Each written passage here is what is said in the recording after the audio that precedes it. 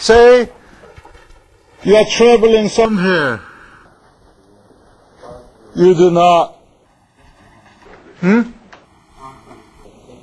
Start with the simplest case.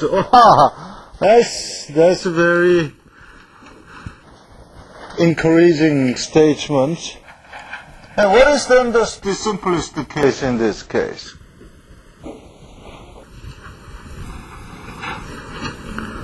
Okay, we learned vibration observer in the last lecture. Okay, that was depicted as the picture like this. We have a mass. We call the master structure, for example, the space shuttle, mass of the space shuttle. Okay, denoting that this is displacement xt. In other words, we measure displacement of a master structure by using the coordinate x of t. And suppose this master structure is excited by external force F of t that could be denoted as F0 sine omega t. Omega t is the excitation frequency. Okay? And our objective is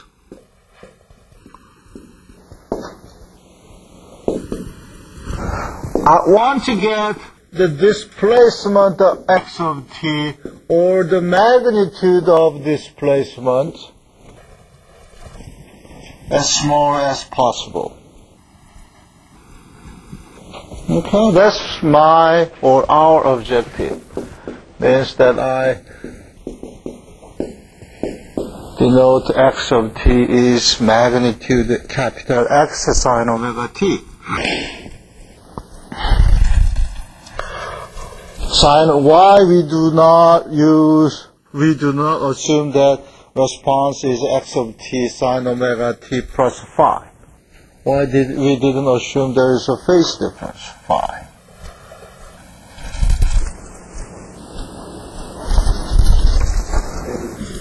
Steady state. If it is a steady state, there's no phase difference? No damping. Okay, no damping. Right. Right. If there is no damping, then the structure either oscillates in phase with K or in phase with the mass. That the phase difference is either +1 or -1. Therefore, we don't need to put the phase difference of phi. Okay.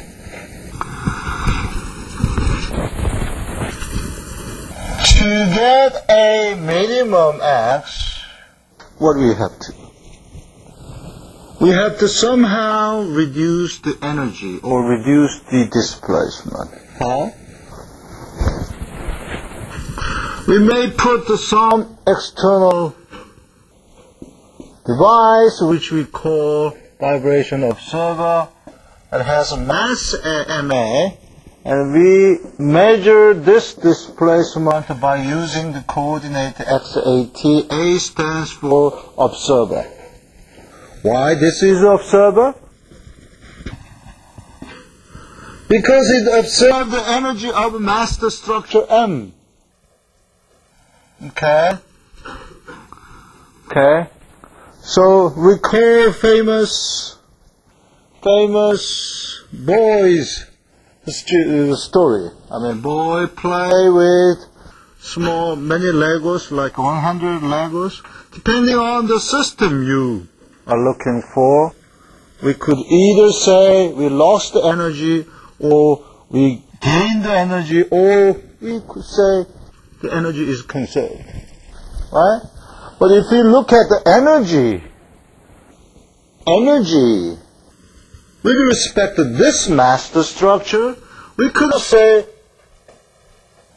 we lose energy by putting some external vibrator, MA, Ka, because, say, the vibration energy of the master structure is like $100,000. It's interesting to measure the vibration in terms of a dollar, right? Okay, $100,000.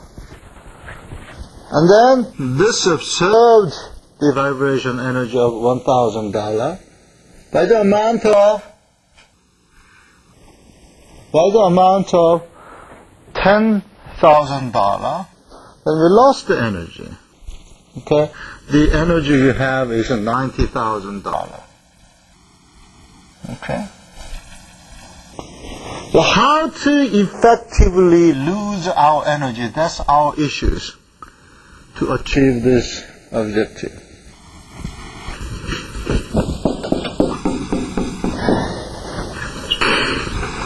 Okay, no problem.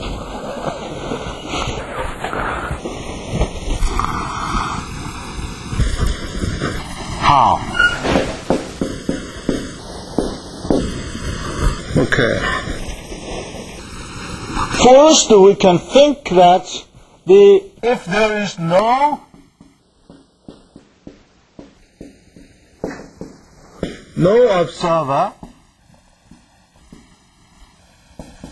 then the transfer function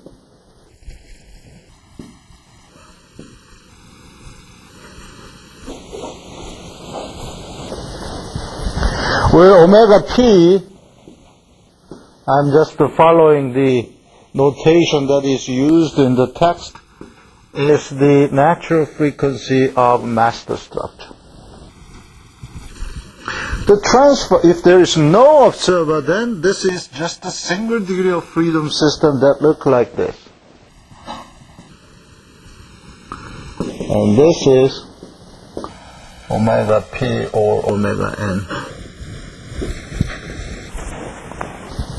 Okay, I'm plotting this x divided by f0 over k, because f0 over k is the static deflection, right?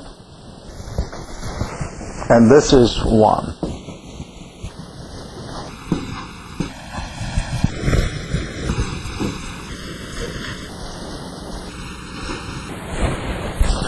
Okay, if I put observer, then this graph cannot be kept, right? It should be changed somehow. How? Because I put the observer, meaning that I'm losing energy, this graph will look like this. Because I'm losing energy? No, because I am putting another degree of freedom, the graph should be changed like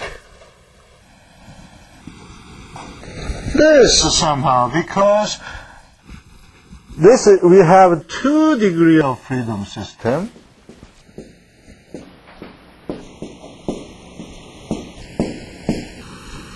Therefore, we will have 2 natural frequency, obviously. Right? This kind of thinking can be obtained intuitively, right? Because this is 2 degrees of freedom system, the transfer function that determines the magnitude of master structure upon the static deflection that might be obtained by putting f0 statically to the master structure will look like this. No longer look like this.